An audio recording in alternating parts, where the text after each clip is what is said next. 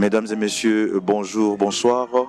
Soyez donc le bienvenu dans ce beau cadre de l'école de la croissance. Bien sûr, c'est une nouvelle formule, une nouvelle année avec des nouvelles idées, avec des nouvelles manières de faire. L'année dernière, quand vous vous en souvenez, nous étions dans ce que nous avons appelé une saison de désert, de cavernes et des montagnes. Mais depuis quelques semaines, nous avons par la foi bien effectué cette sortie du désert. Nous sommes déjà en dehors du désert. Il est bien sûr question que nous puissions aller à l'assaut de la terre promise, aller à l'assaut de la ville et aller à l'assaut du pays. Cela est donc une promesse que l'Éternel nous a faite, nous en tant qu'entité, en tant qu'Église, donc la LBCC, mais également toi en tant qu'individu. Tu as des promesses de la part de Dieu, tu as un terrain à conquérir, tu as une ville à conquérir. Également, vous en tant que famille, en tant que maison, en tant que foyer, en tant que couple, vous avez également des terrains que le Seigneur, dont le Seigneur vous a fait la promesse.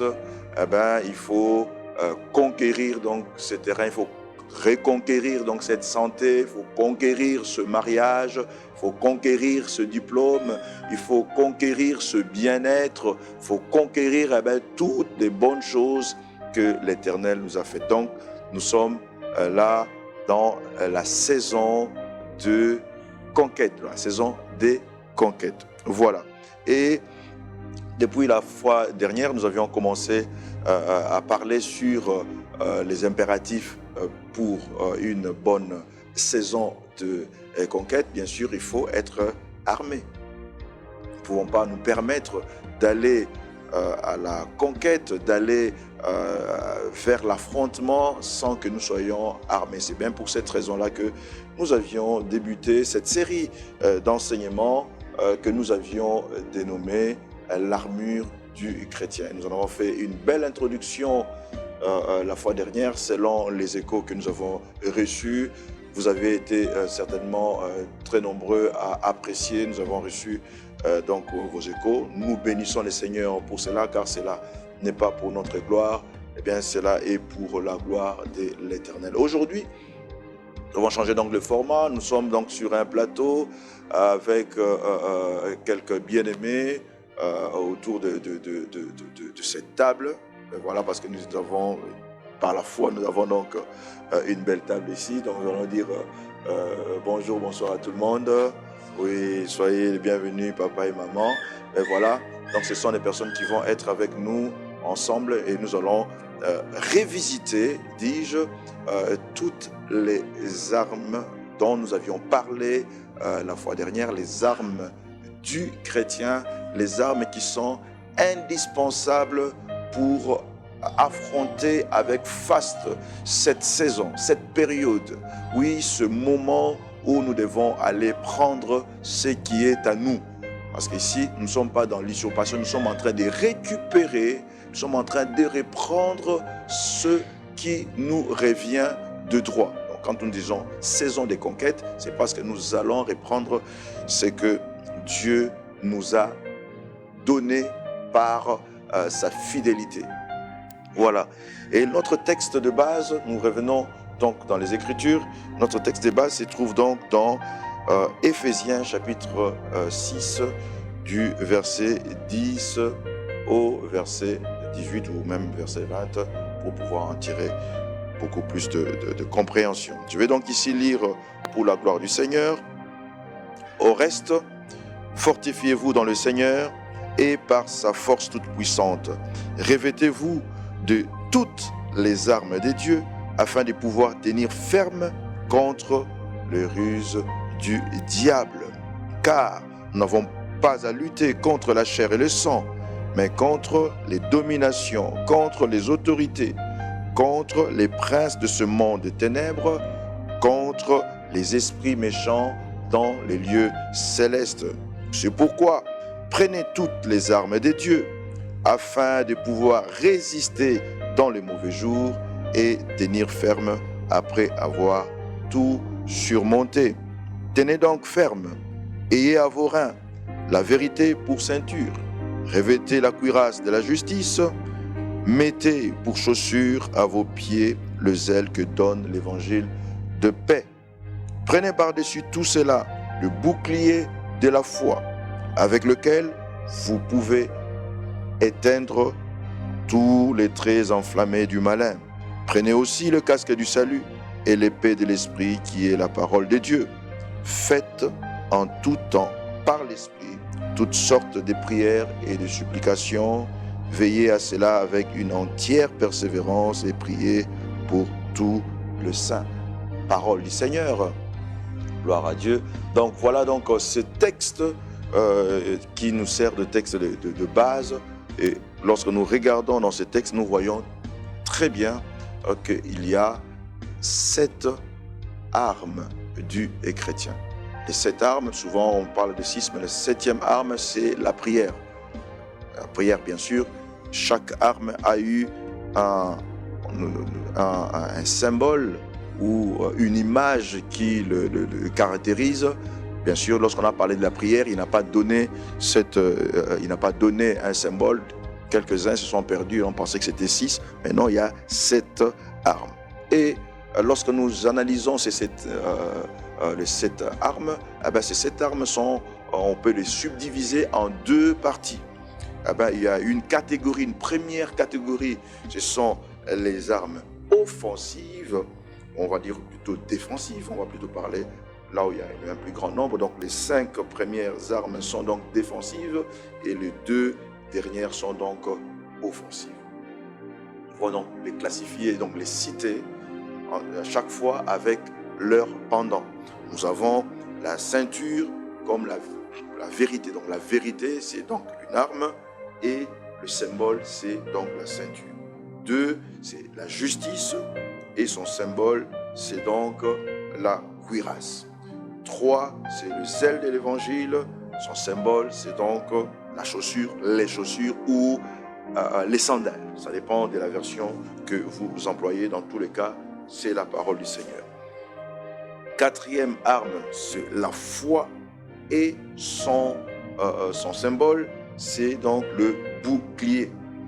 4e, c'est le salut. Non, 5e, dis-je, c'est le salut et son image, son symbole, c'est le casque. Ça, c'est les 5 premières armes qui sont donc des armes de défense. Des armes de défense. Vous ne pouvez pas aller en guerre si vous n'avez pas au préalable des armes qui vont permettre à ce que vous puissiez vous protéger. Donc les armes de défense sont donc d'une très grande importance. Même les armées actuelles, ici bien sûr, lorsque Paul a écrit ceci, il s'est référé aux soldats romains. Et c'est sur base du soldat romain qu'il a donné ces armes ou cette armure. Donc c'était donc, on va dire, une inspiration qu'il a eue.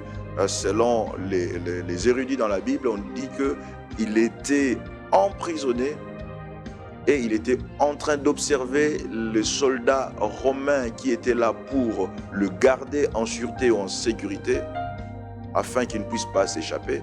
Et c'est là que le Seigneur lui parle. Et il lui donne donc l'inspiration et il a commencé à donner à chaque armure du soldat une symbolique et puis une signification. Donc, nous avons dit, les 5 premières sont donc défensives. Et les 2 dernières, bien sûr, elles sont donc offensives. Après être bien gardé, bien blindé, quand tu es en guerre, il est important que tu sois capable de donner des coups. Tu es bien protégé, tu évites de prendre des coups. Mais en guerre, à un moment donné, il faut que tu sois capable de donner des coups. Tu évites des coups, c'est bien. Il faut pouvoir en donner. Et nous avons 2 armes qui sont donc dans les registres offensifs. C'est le 6, c'est l'épée de l'esprit, qui est bien sûr la parole de Dieu. C'est la parole de Dieu. Et 7, bien sûr, c'est la prière. On ne peut pas aller en guerre spirituelle, guerre sans avoir les armes offensives. Donc il faut aussi la parole de Dieu et la prière. Voilà donc, mesdames et messieurs, les 7 armes du chrétien dont nous avons parlé la fois passée. Et c'est ce sur quoi nous allons Dieu aujourd'hui. Nous allons donc prendre un peu de temps pour pouvoir parler d'une arme à l'autre. Et les invités qui sont tout autour de moi prendront donc cette latitude de pouvoir prier par rapport à cela. Il est impératif, dans cette saison dans laquelle nous nous engageons, d'être au taquet, comme on le dit en Belgique, d'être préparé à être capable, d'affronter l'ennemi.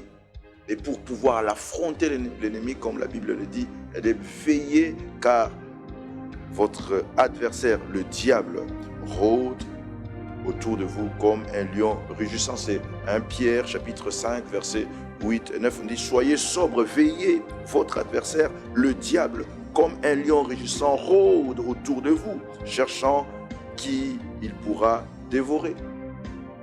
Donc, nous sommes appelés à être sobres par rapport à cela. Mais j'aime bien la suite de ce verset 9. Il résistait, lui, étant ferme dans la foi. Cela donc est donc très important. Alors, ici, et maintenant est le moment de pouvoir parler d'une arme à une autre. J'aimerais donc que nous puissions prier par rapport à la vérité. La vérité comme ceinture. Vérité comme ceinture. C'est la toute première arme dont parle Paul, ou ce que cite Paul. La vérité pour ceinture. La vérité, la ceinture, quand nous regardons dans l'armure du soldat romain, nous voyons que c'était une pièce centrale. La ceinture était la pièce centrale. Sur la ceinture, tout venait se greffer sur la ceinture. La ceinture, on la mettait pour... la première chose, c'était pour supporter les autres armures. De deux, la ceinture était au niveau du rein. Le rein, il sert à quoi? On dit quand quelqu'un, le rein ne marche plus, il ne sait plus se tenir debout. Donc, l'apôtre Paul reçoit la révélation que la vérité dans la vie chrétienne est une arme de défense. Si une personne manque la vérité, son armure ne peut plus tenir. Le reste ne peut plus tenir. Un chrétien qui vit en dehors de la vérité. La vérité en tant que vérité de la parole de Dieu, puis la vérité que nous professons. C'est-à-dire, dans le contraire, c'est le mensonge. Donc, si nous vivons en dehors de la vérité, en dehors de la vérité, nous manquons des ceintures, les autres, l'accoutrement même du soldat ne peut plus, la tenue ne peut plus tenir. Le reste ne peut plus tenir. Il lui manque la ceinture. La ceinture est donc bien principale. Compte tenu de cela, il est important que nous puissions vivre dans la vérité. Et par rapport à ceci, je vais donc donner la parole au pasteur Didier Gumbo, qui va nous faire prier avec nous, qui va nous conduire dans un temps de prière, 1 minute, pour pouvoir fixer ces choses dans la vie des chrétiens que nous sommes à LBCC ou à tous ceux qui nous suivent dans ce programme. Pasteur Didier.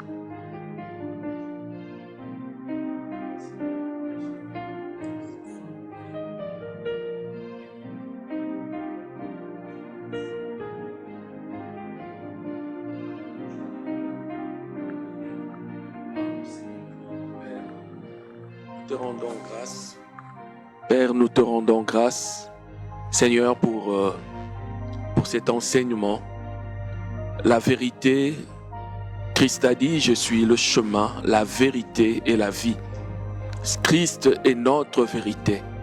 Nous n'avons pas d'autre vérité si ce n'est Christ, si ce n'est la parole de Dieu. Père, ce soir, nous nous approchons de toi. Oh, nous nous approchons, nous qui sommes là, mais nous nous approchons avec aussi toutes les familles de la Born Christian Center. Nous nous approchons, oh Dieu, avec tous ceux qui, de loin ou de près, Seigneur, pourront suivre, Seigneur, ce temps. Nous venons nous tenir devant toi. Père, notre désir, Père, notre volonté, notre choix, c'est de te connaître. Notre choix, c'est de marcher selon ta parole. Notre choix, c'est de ne pas sortir de ta parole. Seigneur, notre choix, c'est de nous tenir à ce que tu dis. Et ce que tu dis, tu le dis au travers de ta parole. Père, nous venons, oh Dieu, prier pour que nous soyons une église qui marche selon la parole de Dieu. Une église qui s'appuie sur la parole de Dieu. Une église, Seigneur, qui est bâtie sur la parole de Dieu. Des familles bâties sur base de la parole de Dieu. Père, ce soir, nous ouvrons à toi. Ce soir, nous voulons être revêtis de cette ceinture. Seigneur, ce soir, alors que nous sommes en train de porter les armes de Dieu, nous prions, oh Dieu, que tu nous donnes cette ceinture. Seigneur, nous répondons à ton appel et nous disons, oh Dieu, revêt-nous de ta ceinture, revêt-nous de la vérité.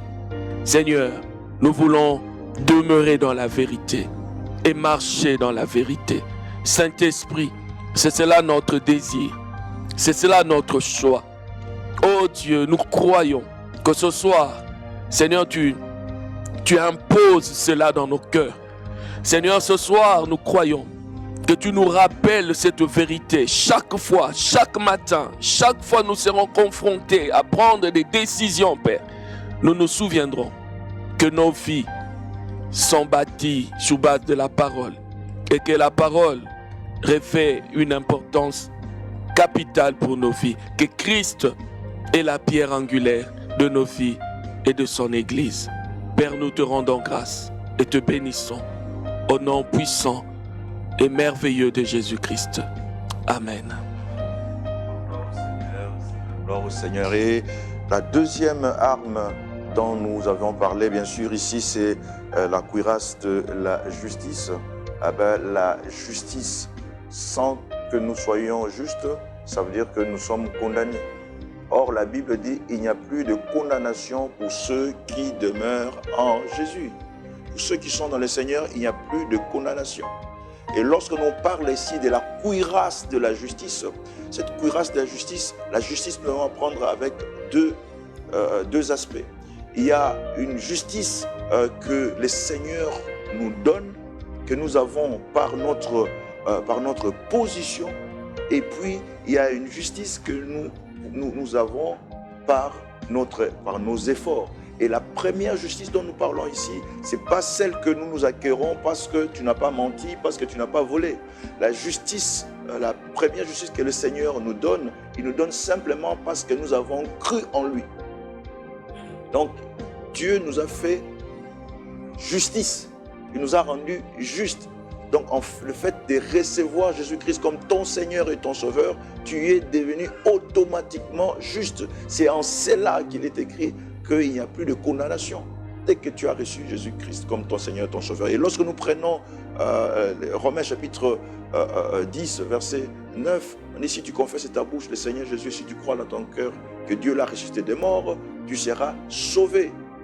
Et le verset 10, il dit, car c'est en croyant du cœur qu'on parvient à la justice.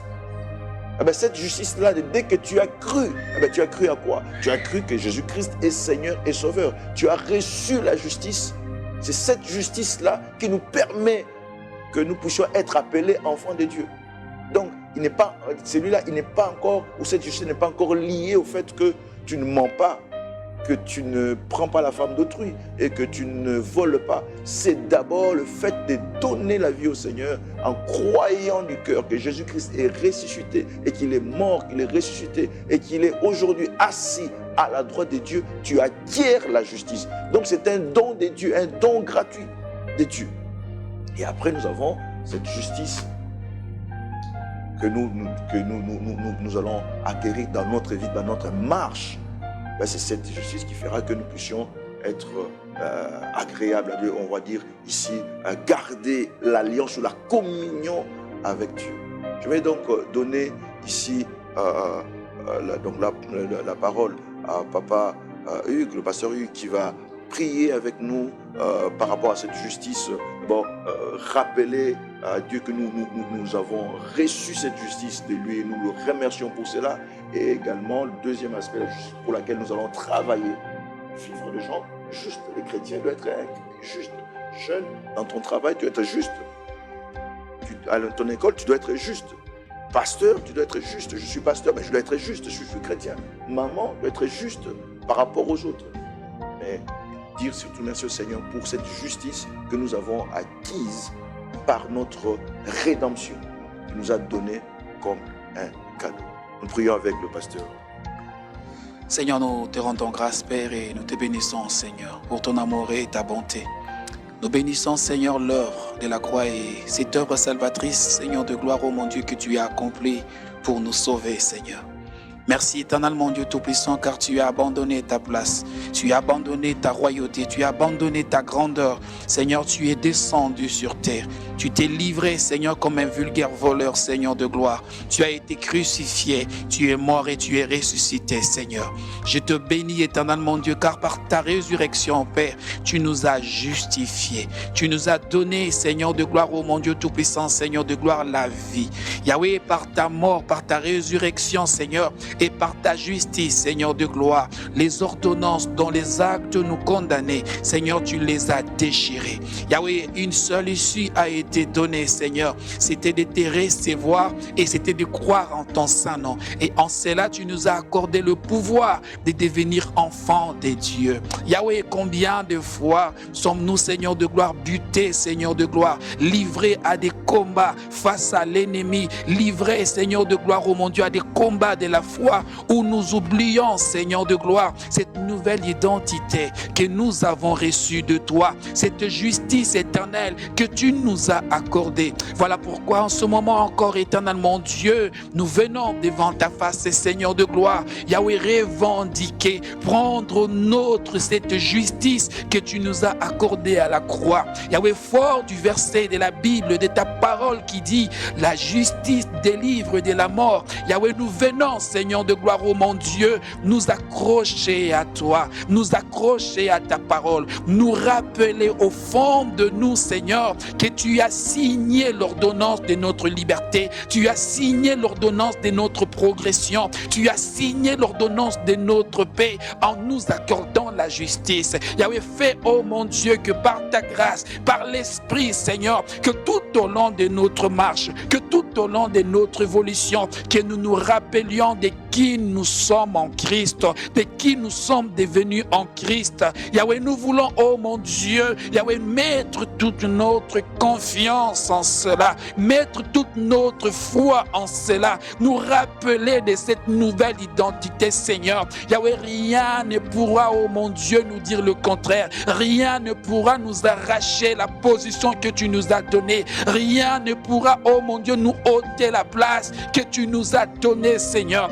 Yahweh, par la foi, nous venons nous tenir et nous accrocher à ta justice. Nous accrocher à ta justice. Nous accrocher à ta justice. Yahweh, rien, oh mon Dieu, ne nous condamne. Rien, oh mon Dieu, n'est contre nous. Aucune sentence, oh mon Dieu, n'est retenue contre nous. Car toi, éternel, tu nous as justifiés. Toi, éternel, tu as ôté tout ce qui pesait sur nous. Toi, éternel, tu as déchiré tous les actes qui nous condamnaient. Et tu nous as donné accès à la plénitude de ta paix, à la plénitude de ta grâce, à la plénitude de ton amour, à la plénitude de ta victoire, à la plénitude, oh mon Dieu, Seigneur de gloire, de la vie, puisque tu vis en nous, Père. Nous aussi, nous vivons et nous confessons, Seigneur, toute notre appartenance à toi. Nous confessons, Seigneur, toute notre appartenance à toi. Yahweh, nous confessons, Seigneur, que toute notre appartenance à toi,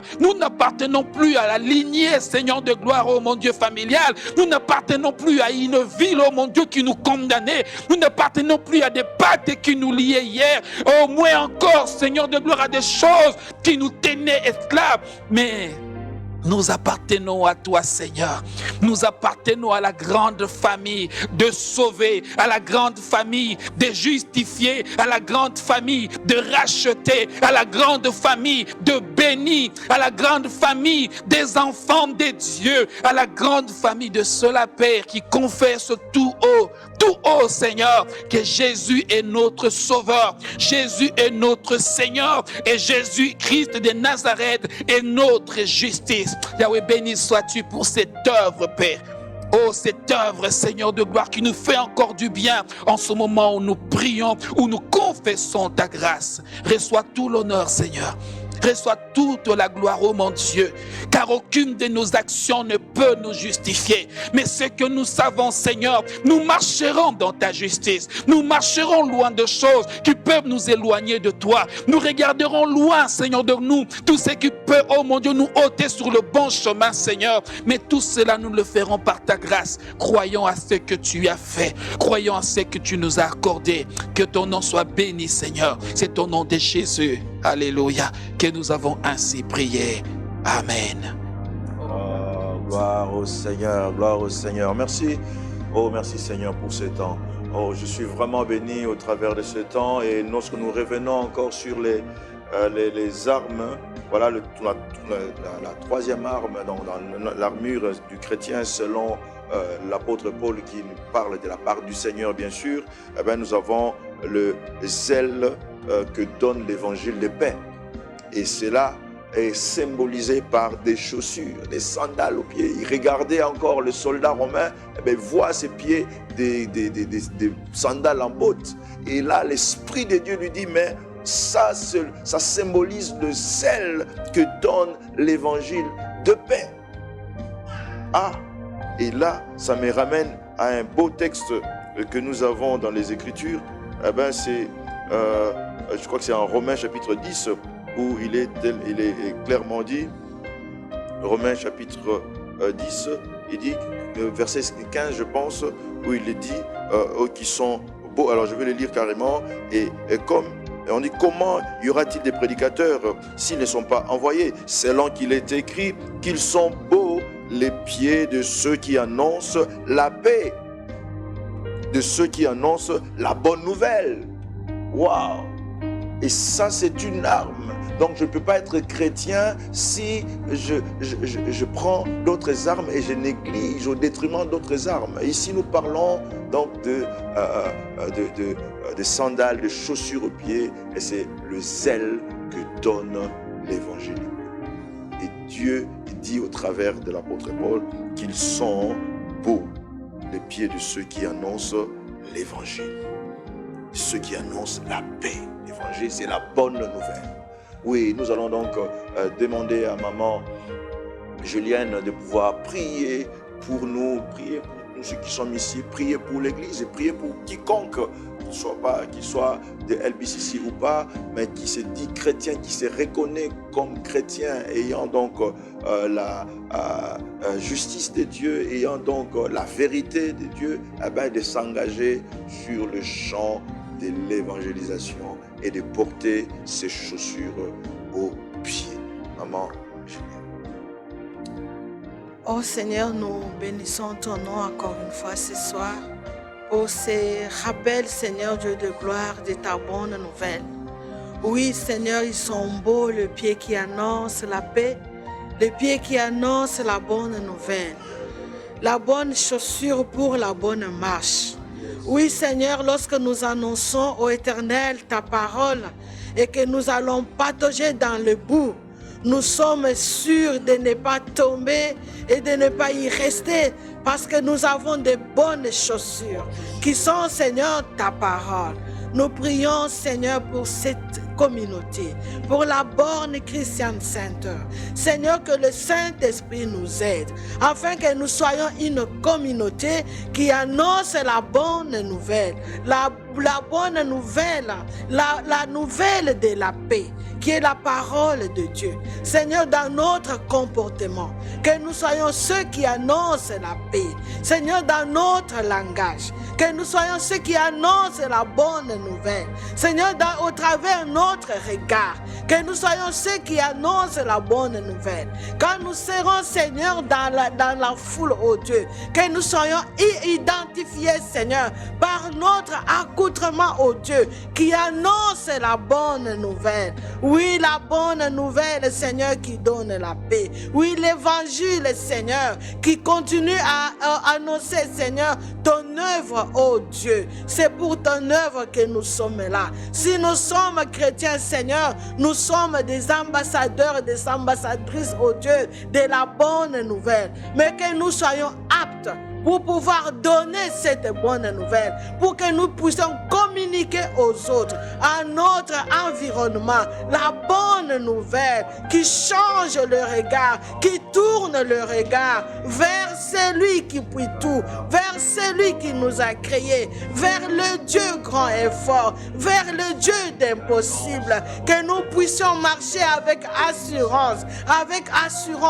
même s'il y a feu, que nous puissions marcher avec assurance, parce que nous avons la bonne chaussure. Quand il y aura des épines, quand il y aura des cailloux, que nous puissions marcher tête haute avec assurance à cause de la bonne nouvelle. La bonne nouvelle est dans le cœur. Seigneur, la parole déclare que c'est du cœur, Seigneur, que la bouche parle. L'abondance du cœur. Que cette parole, Seigneur, puisse inonder nos cœurs, de façon à ce que quand nous allons parler au Éternel, que nous puissions donner ta parole, ta bonne nouvelle, Seigneur, et que nous puissions être capables, la bonne chrétienne sainte, de propager la bonne odeur, Seigneur, de la bonne parole, oh Dieu. Jésus, de nous-mêmes, nous ne sommes pas capables, mais nous avons besoin de ta grâce. Nous avons besoin de ta grâce encore et encore. Nous avons besoin de ton esprit pour nous stimuler, pour nous engager à donner toujours, partout, à chaque instant, à chaque moment, la bonne nouvelle, qu'il neige, qu'il pleuve. Oui, la bonne nouvelle. Oui, la bonne nouvelle. Même quand nous allons traverser le vallée de l'ombre de la mort, que nous soyons capables de donner la bonne nouvelle. Les ailes de l'évangile. Oui, Seigneur, laisse que tu puisses nous fixer dans cette bonne nouvelle. Oh Jésus, c'est en ton nom que nous prions encore ce soir. Merci, Seigneur Jésus. Amen. Gloire à Dieu, gloire à Dieu, gloire à Dieu. Oui, nous ne pourrons pas terminer cet enseignement, bien sûr, nous allons continuer la fois prochaine, mais pour ce soir, j'avais voulu que nous puissions tous prier pour la quatrième arme, qui est donc le bouclier de la foi. Le bouclier de la foi avec lequel nous pourrons éteindre tous les traits enflammés du malin. Parce que le malin, il a des traits qu'il lance sur les chrétiens. Et celui-là qui n'a pas le bouclier, certains chrétiens sont atteints. Certaines chrétiennes sont atteintes par les traits enflammés, les dards, les flèches. Mais ce n'est pas n'importe quelle flèche avec des flammes. Donc tu es atteint, non pas seulement que tu es blessé, mais tu es aussi brûlé. Il y a dans certaines vies chrétiennes, il n'y a pas de témoignages, mais parce qu'ils ont été atteints par des traits. Quand le trait vient, il est pointu au-dessus, il t'atteint, mais il y a aussi une flamme. Ça prend. Mais comment puissions-nous nous protéger de cela? Le Seigneur a dit, mais mettez par-dessus tout. Pardon, avec toutes les armes dont nous avons parlé. On parlait de la cuirasse, on parlait de la ceinture, on parlait des bottes, des chaussures. Mais par-dessus tout cela, par-dessus tout cela, le bouclier de la foi avec lequel vous pourrez bien sûr éteindre les traits enflammés du malin. Et un beau verset sur la foi, j'aime bien cette définition de la foi, qui est une définition biblique. Le dictionnaire, il donne beaucoup de définitions qui sont bonnes, oui, mais celle-ci, je crois que c'est la meilleure qui vient de la parole de Dieu. Or, la foi est une ferme assurance des choses qu'on espère. Mais non pas seulement cela, mais une démonstration de celles qu'on ne voit pas. Dans cette saison de conquête, la foi sera indispensable. Elle est indispensable. Sans la foi, nul ne peut être agréable à Dieu. Mais sans la foi, nul ne peut, ça c'est moi qui ajoute, nul ne pourra conquérir un terrain. Par la foi, nul. Toutes les promesses que Dieu t'a données, sans la foi, tu ne sauras rien prendre. Et tu risqueras de traiter Dieu de menteur. Mais ce sera toi qui seras donc menteur. Parce que Dieu n'a jamais déçu quelqu'un depuis qu'il a commencé son histoire. Et maintenant, en tout cas, alors que nous sommes en ces lieux, nous allons prier pour l'activation de la vie de foi. L'activation de la vie de foi dans nos propres vies.